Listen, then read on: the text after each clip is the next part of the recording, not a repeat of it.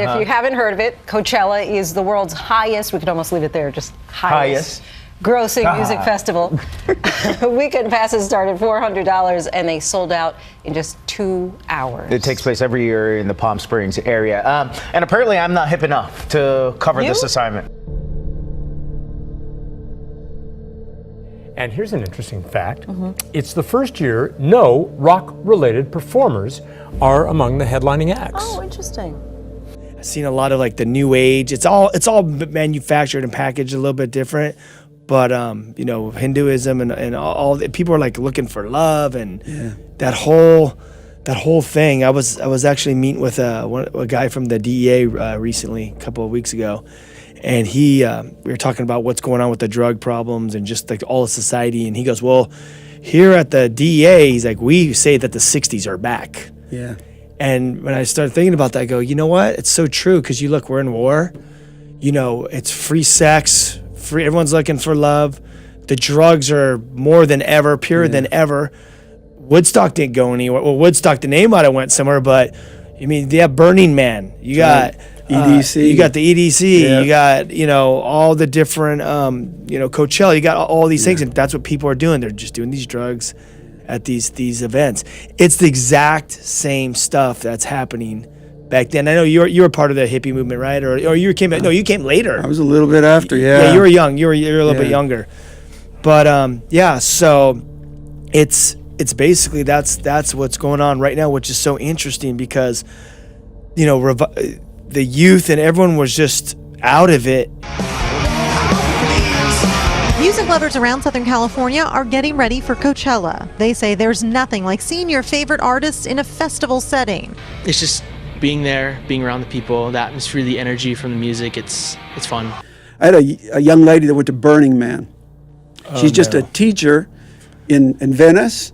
She goes to this salon, and the lady that cuts her hair said, "I know someone that can help you," and she brought her to meet with me. And by the way, really quick, Burning Man is it's a big festival out. It's up north, like by San Francisco, Nevada. Oh, it's in Nevada, and it's like I think it's like a week festival. It's mainstream now. I remember when the thing first started. My friends used to go to it. They wanted to take me, and I was like, they're like, we're getting on a plane, and they were smoking and doing drugs, flying in. I go, I am not going with you guys. Yeah. That was like years ago, and then it just like exploded.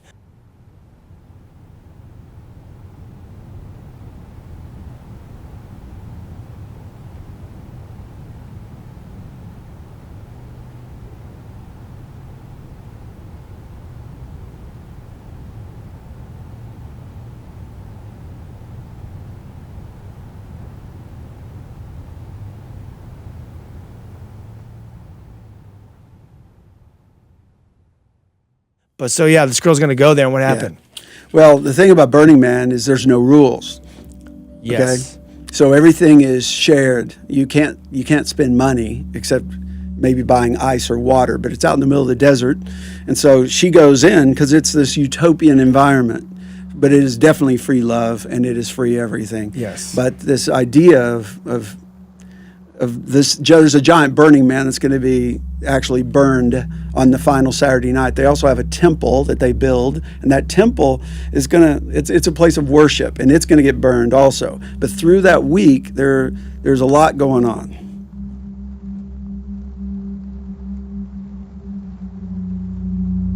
So they've got things going on there. So she just knows she went to spend that week, that 10 days there. She comes back and she says, I don't know what good is, and I don't know what God is, but I know that evil is real.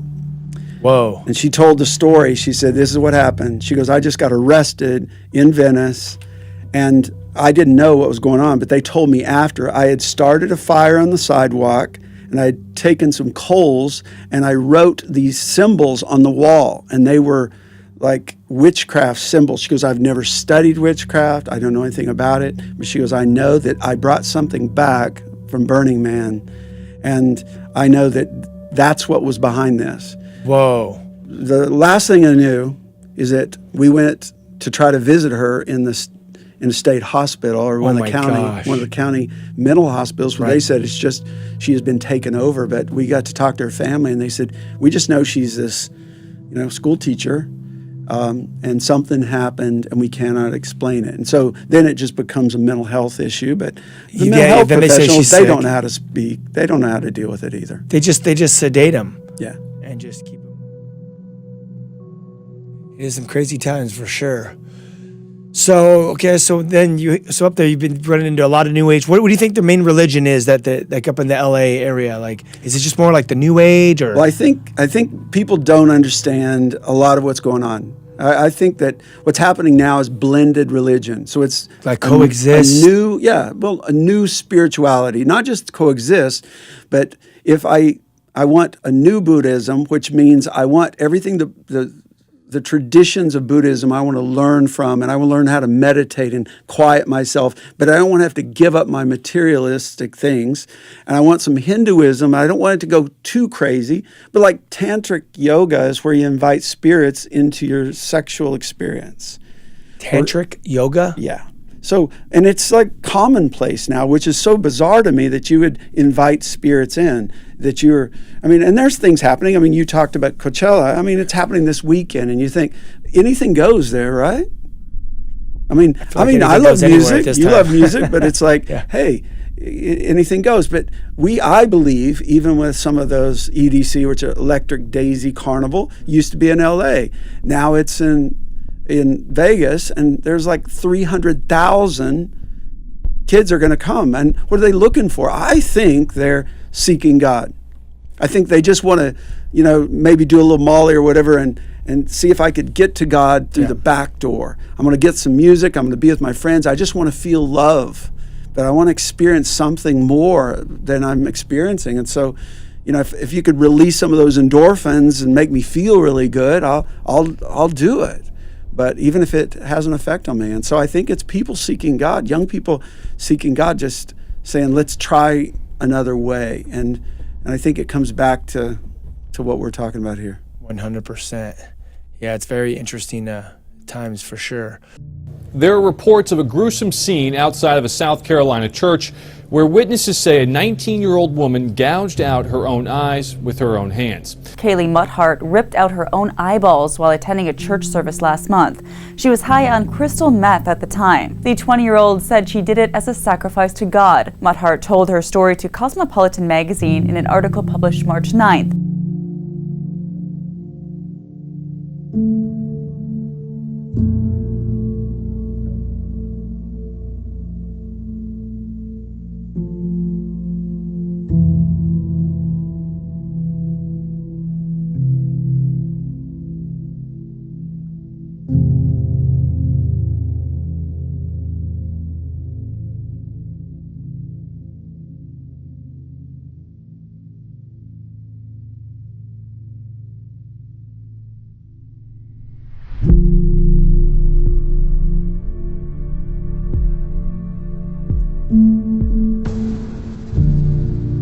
Witnesses say the 19-year-old woman was walking around here outside the South Main Chapel and Mercy Center.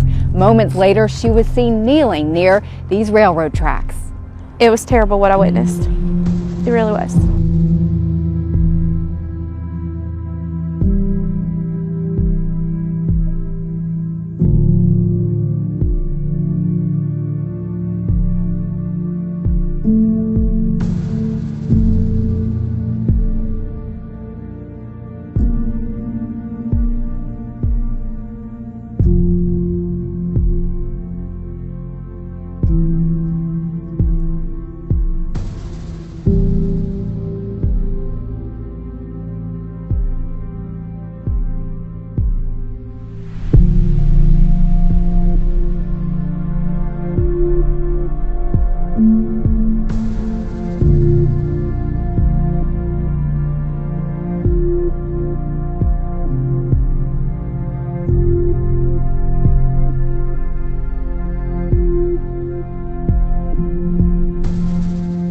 Don't go near them, ever. Keep your kids away from people that do them.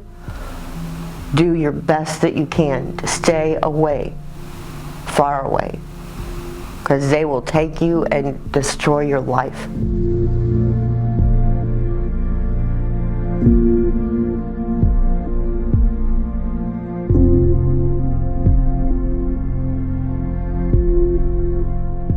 Man, that verse, the enemies come to steal, kill, and destroy. Yeah. That's the whole deal. Dude, that is so crazy. There was a kid that I met with. I think he was, I want to say he was 19. He was like 19 when I met with him.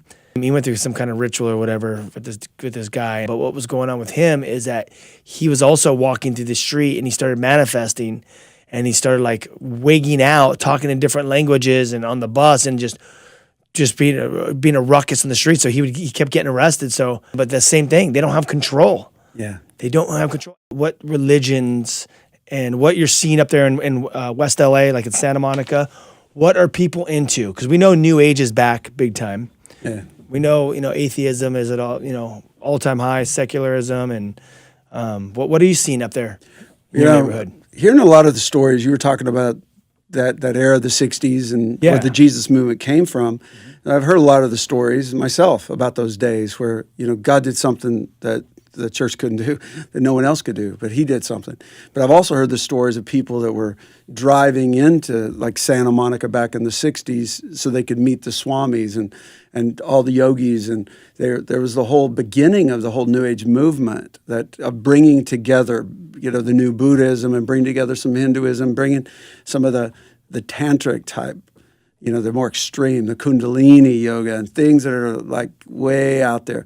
But what was happening back then is just the roots were beginning to go down pretty deep. Right. Well, now they're established. So where we are in Santa Monica, or the West Side, is very much like a yoga capital. So the mindset is in a place that is very much pagan.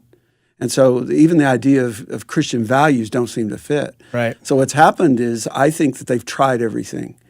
But the ones who maybe came, to LA years ago to be something are many times the ones running from something or running away from something. And many times that was the church. Right.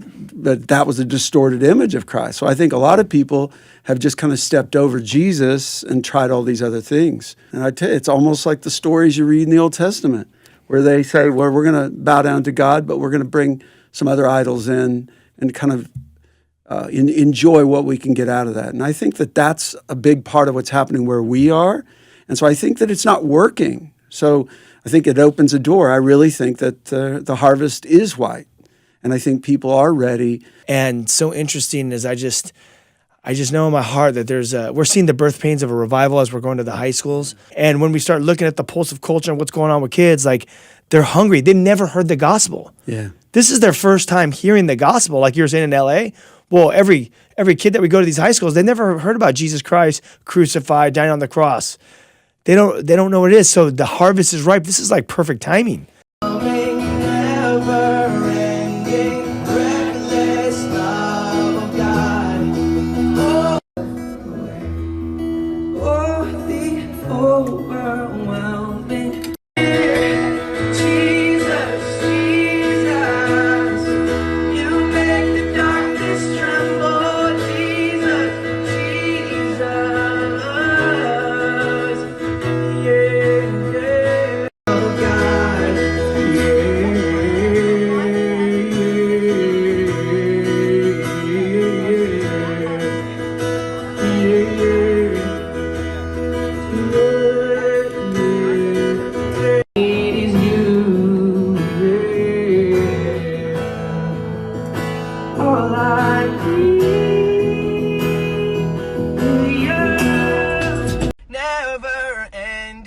Reckless love of God.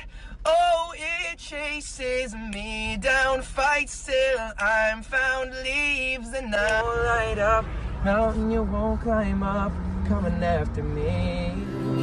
You were singing over me. You have been so, so good to me. Before I took a breath, you breathed your life in me. Yeah, you did. You have been so, so kind to me. Reckless Love, I know the biblical story behind it, but curious, where were you? What happened that song was birthed? Totally. Yeah, two things for me. Number one was the birth of my son. when I held my son for the first time, it changed every idea that I held of God. Every idea that I thought of God, oh, well, because my earthly father was this, he must be this, right? And in a moment, it was like, oh my gosh, looked into his eyes, and they look like alien when they're little kids. But I looked into his eyes, and it was just like, oh my gosh, I have a capacity for love that I never thought I could have, ever. To realize that there's a lot going on in the world today that we would say that the enemy is trying to steal and kill and destroy, but realizing here Jesus comes to give life abundantly, and that more abundantly.